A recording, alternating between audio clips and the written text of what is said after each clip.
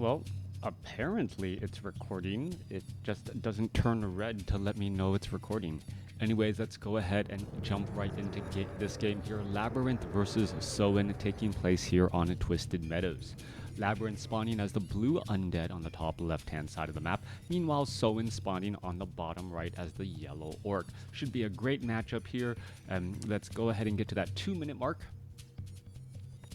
And then we'll get things further underway. All right, Altar of Storms, Orc Burrow, all getting set up. Meanwhile, off to the north side here, you can see it is going to be a Death Knight with ghouls going up against, I believe, Blade Master. Yeah, Blade Master, Voodoo Lounge. No barracks yet, so it could be a very fast tech to tier 2, and then using the high movement speed of that Blade Master to try and clear things out. This Acolyte will scout out that there is no barracks and will scout the fact that it is a fast tech to tier 2, and well, what is LabyRinth going to do to respond?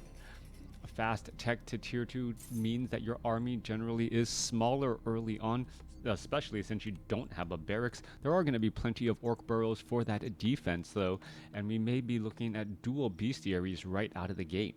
Death Knight has sold that Scroll of Town portal, has picked up a sacrificial skull, so we'll be able to place down Blight.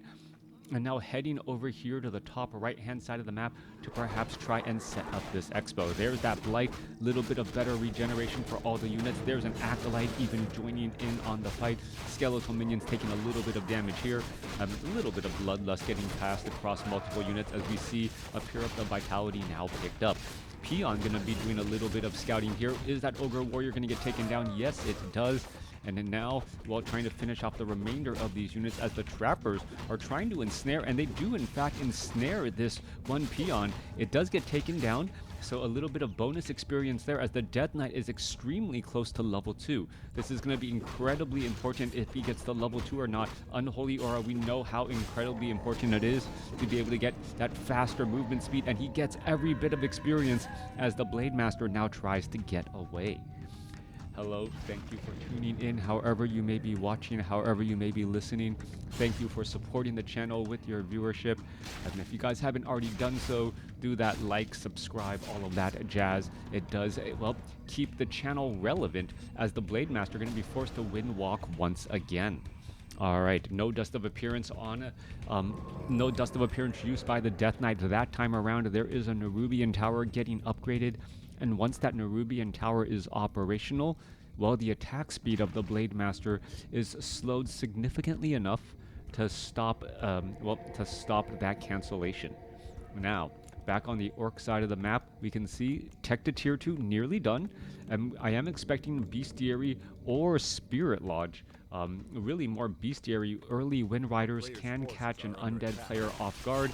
Blade Master still running around here. The Death Knight didn't want to stay so close and so long at this Haunted Gold Mine, as the Haunted Gold Mine would then, well, the time needed to just stay nearby would be a bit of an issue. There's another cancellation.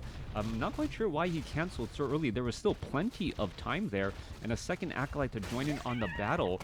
Perhaps the Death Knight could have perhaps, did a little bit more damage here, receiving that Blade Master. Blade Master may take a little bit of damage once more. No more haunting. Meanwhile, we are teching the tier 2. There is currently 4 additional Acolytes out on the battlefield for LabyRinth. Not quite sure where this Acolyte is going. Perhaps we're going to see a little pivot in strategies as the Blade Master still trying to, well, find out a way to deal some damage. Back here, we are looking at dual bestiaries. We are getting up a Shadow Hunter, and we are already teching up to tier 3. Soen teching to tier 3 at the 5-minute 15-second mark of this game with only a level 1 hero.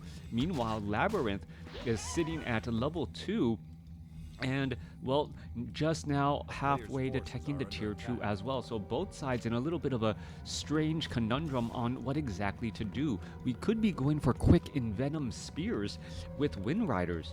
All right, Envenom Spears with Wind Riders early on. Just doing the theory crafting in my head, it would mean that you're able to apply Envenom Spears on those low hit point units, those ghouls, Acolytes, and you know, early on you just generally have a go wide army. You apply that damage over time, and then eventually you just burst them down.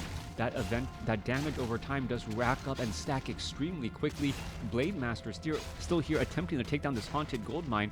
Let's see, what is this Blade Master going to do? Blade Master down to 168 hit points. More damage still getting added. Haunted gold mine should get cancelled. There's the cancellation. There's the Blade Master trying to get away, and he will be able to do exactly that. The Shadow Hunter came all the way across the map just to hex the Death Knight and make sure that the Death Knight was unable to death coil, thereby saving that Blade Master. A little bit of micro plays all across the map here. Tech to tier 2 nearly done. Tech to tier 3 getting closer. We need to see more Orc Burrows and then just train up more and more units. That's exactly what's missing right now. Perhaps another set of Orc Burrows as well, or one more Orc Burrow and getting those Envenom Spears. Those Wind Riders deal 36 to 44 damage. That is piercing damage, and well, once you add in that damage over time, it does add up much more quickly. That is going to be the question, though. How many additional units can join in on the fight here? We're looking at 30 over 31 supply. Tech to tier 3 nearly done, and well, only a Shadow Hunter and a Blade Master to show for it out on the battlefield. All right, quickly, 38 over 41, training up those 2 additional units. Stronghold is going to be completed here. Perhaps killing off a peon or doing something else. There's a Wind Rider off to the north, canceling or checking on that gold mine expansion attempt again. So there will be 4 Wind Riders out on the battlefield, maybe 5 when the time comes. 5 plus adding in Envenom Spears. That could be a very big deal indeed. There's that Envenom Spears already. So it could just exactly be 4. I thought they double trained. Instead, opted to go for the earlier Envenom Spears. Now, time is of the essence, trying to finish all of these things off. You can see Ogre Magi did get hexed down. Wind Rider is out of range, unable to get within range and take down those Forest Troll Trappers. Finally going to finish things off. There's level 2 on the Shadow Hunter. Healing Wave going to be incredibly important. As we see, well, do we see those Envenom Spears? Yes, that Envenom Spear does stack across different Wind Riders, which is incredibly important at this, well, for this strategy to work. There are a couple of gargoyles out in the air, ready to engage against those units. It is important to know, though, that the Wind Riders, if they are able to use their movements, their range, could, well, just try and do a little bit of hit and run tactics. However, the movement speed on those gargoyles are going to be faster because of that unholy aura. You can see very fast movement speed as compared to the just movement speed, fast movement speed of these Wind Riders. Troll Bat Riders also added. We are at 44 over 51 supply now, getting up one more Envenom Spear Wind Rider as the Ring of Protection +4 dropped for the Shadow Hunter. All right, there's a little bit of healing salve. They're going to be ready to engage here in just a moment. Blade Master going to be making his way over as well. Are they going to be trying to poke apart the Forest Troll Warlord? What are they really hoping to do? They need to get some experience for these upcoming battles. All right, off to the north here. There is one Wind Rider. Oh, it may get taken out. Trying to get away, down to 74-35. Oh, Gargoyle doesn't know what's going to hit him. Well, he knows exactly what's going to hit him. A Troll Bat Rider there to take out that unit. All right, there's that healing salve, and here we are, ready to go. This does not look like it, but that is a 30 supply army on the move here, even though it only is composed of 6 units. All right, there's a Frost Nova, and well, are we going to see anything else go down here? There, well, that lower hit point, ooh. All right, that low hit point Wind Rider getting healed right as the Death Whale was about to land, being able to save that Wind Rider there, that Shadow Hunter's healing wave, well, just in time. Meanwhile, we're looking at the top left side here. This expansion location was up and to get operational, and this may actually, well, spell a little bit of problems. Meanwhile, Gargoyles are trying to engage here. This is not looking good. Soen should be in some serious trouble. He doesn't have the necessary units or the necessary hit points to try to dive in on this location. Add in a Spirit Tower, which I believe is going to be inbound, could cause problems. There's a Death Coil, there's some heals, but you can see that damage over time. Well, nope, Obsidian Statues are providing plenty plenty of heal. Gargoyles getting actually bursted down. There's an acid bomb now coming across. Obsidian statue gonna get completely taken down. There's a Death Coil, Frost Nova auto attack. More damage getting added in. LabyRinth able to get those air attacks onto those Wind Riders. I believe the acid bomb damage over time. Acid bomb damage over time was able to finish off one of those lower hit point units. Blademaster does have an Orb of Lightning to purge down those gargoyles, and that's actually a beautiful addition. I never considered it, but because of Purge, you're actually able to slow down a gargoyle from getting within melee range, and then, well, you allow the Wind Rider to do its thing, attack piercing damage onto an air unit, and suddenly it's taken out. All right, a little bit of damage here. Are we going to see some Holy Light? Low hit point Wind Rider down to 35 hit points. There's a Death Coil trying to save some more units. No, they are not. This is just a battle of heroes going up against all of these units again. Meanwhile, are we going to see some damage over time on that Alchemist? Yes, we are. We saw, I believe that was damage over time from an Acid Bomb, finishing off a Wind Rider, giving that Death Knight level 4. Wind Riders only have 570 hit points and still takes 4 supply. I've been talking about this as a balance issue for a very long time. Perhaps, I still believe if you give them some sort of bestiary training, reducing their supply from 4 to 3, right? Like selective breeding or something like that, to lower their supply, they would then become a much more effective unit, giving less experience and becoming a less glass cannony. Like removing that high risk, high reward. It feels like the window of opportunity for the Wind Riders to be effective has already effectively closed before it was really ever opened. Ogre Warrior going to get taken down. There's another Ogre Warrior getting taken down as well. Ghoul's just going to walk on in. But, well, Soen is playing on one base. No additional weapon upgrades at all. 48 over 61 supply. Perhaps going to add in one more Troll Bat Rider. But that is going to be it.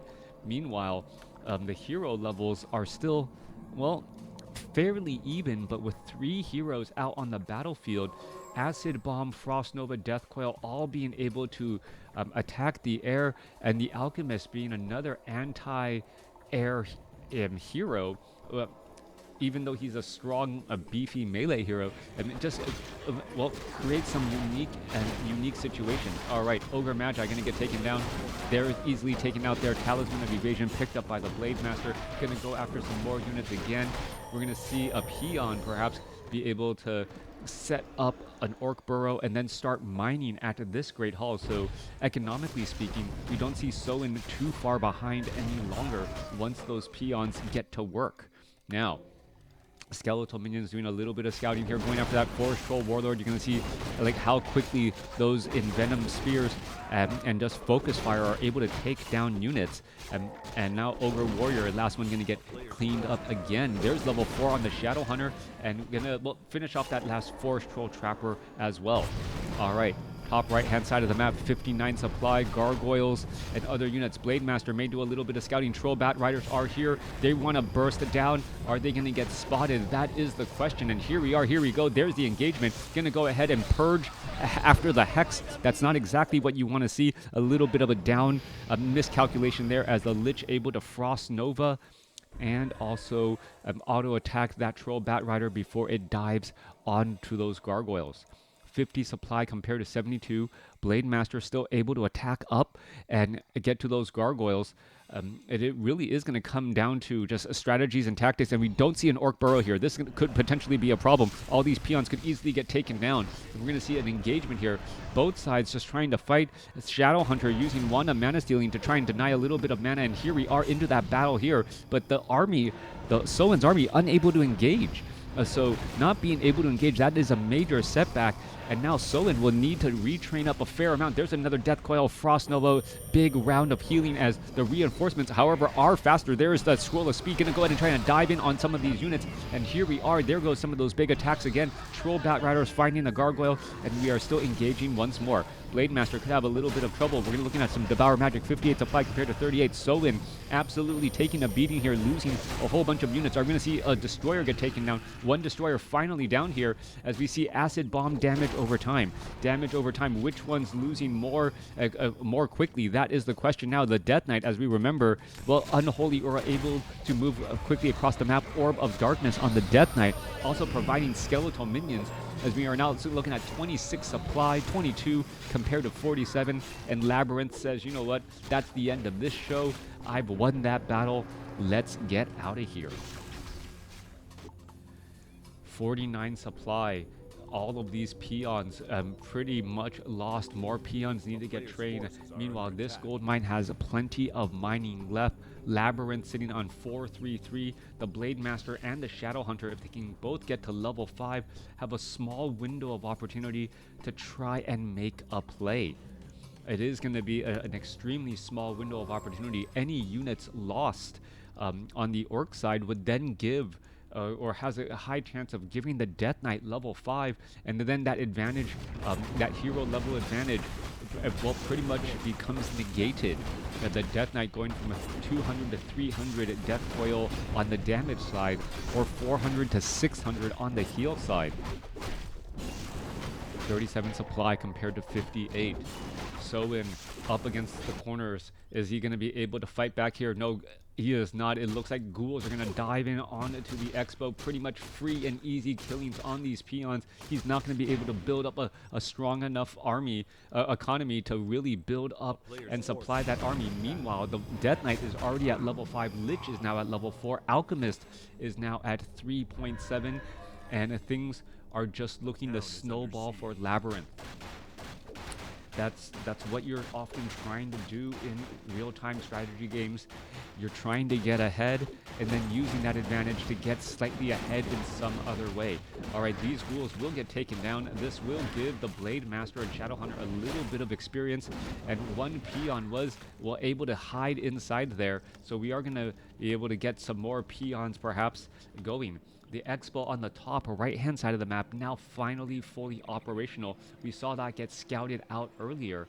And I wonder if LabyRinth had done that on purpose. Tried to take this expo multiple times and then failed to do so, only to come back around and take this expo that wasn't scouted out nearly as often.